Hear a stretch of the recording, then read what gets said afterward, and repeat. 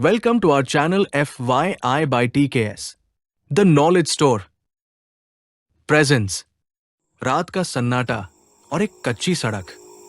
राघव, एक जिद्दी पत्रकार, अपनी बाइक पर दूर दराज के गांव कोहरा की ओर बढ़ रहा था। ये गांव रहस्यमय था। लोग कहते थे कि वहां रात में अजीब घटनाएं होती हैं, लेकिन राघव सच्चाई जानने के लिए बेकरार था। जैसे ही राघव गांव पहुंचा, एक अजीब सी ठंड महसूस हुई। गांव में सन्नाटा था, कोई इंसान नजर नहीं आया। चारों ओर पुरानी जर्जर झोपड़ियां थी। पास की घड़ी के टावर से रात के 12 बजने की आवाज आई। तभी उसे एक हल्की सी हंसी सुनाई दी। हंसी सुनकर राघव ने इधर उधर देखा। दूर झाड़ियों के पास एक बूढ़ी औरत खड़ी थी। उसके बाल बिखरे हुए थे और आंखें सुर्खलाल। राघव ने पास जाकर पूछा, यहां कोई होटल या रहने की जगह है? बूढ़ी औरत ने धीमी आवाज में कहा, रात में यहां रुके तो जान नहीं बचेगी। बूढ़ी औरत ने हवेली का रास्ता दिखाया। राघव ने सोचा कि ये उसका डराने का तरीका था। वो बिना डरे हवेली पहुंचा। हवेली बेहद पुरानी थी। दीवारों पर दरारें और फर्श पर धूल। जैसे ही उसने दरवाजा खोला, भीतर से एक ठंडी हवा का झोंका आया और एक कर्कश आवाज गूंजी। हवेली के अंदर राघव ने एक तेल का दीपक जलाया। दीवारों पर अजीब चित्र थे, रक्त से लथपथ चेहरे, जलते हुए शरीर। उसे एक किताब मिली। किताब के पन्नों पर सिर्फ एक ही बात लिखी थी, यहां कोई नहीं बचा, अगला नंबर तुम्हारा है। तभी एक परछाई उसकी तरफ बढ़ने लगी। सीढ़ियां चढ़ते हुए राघव ने दीवार पर खून से लिखे शब्द देखे, भागो वरना मर जाओगे। उसने हाथ से दीवार छुई, खून ताजा था।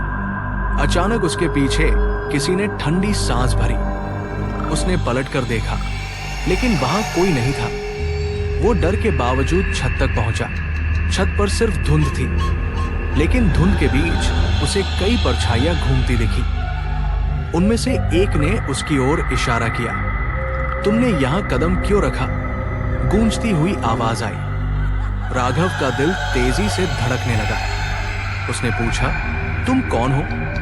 जवाब आया, हम वो हैं जिनकी आत्माएं यहां कैद है। राघव ने अपनी नोटबुक निकाली और सवाल पूछा।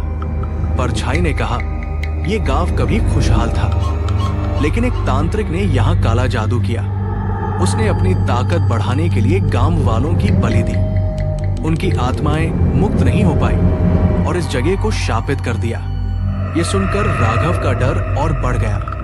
उसने तय किया कि वो सुबह होते ही यहां से भाग जाएगा। लेकिन जब उसने छत से नीचे उतरने की कोशिश की, तो सीढ़ियां गायब हो चुकी थी।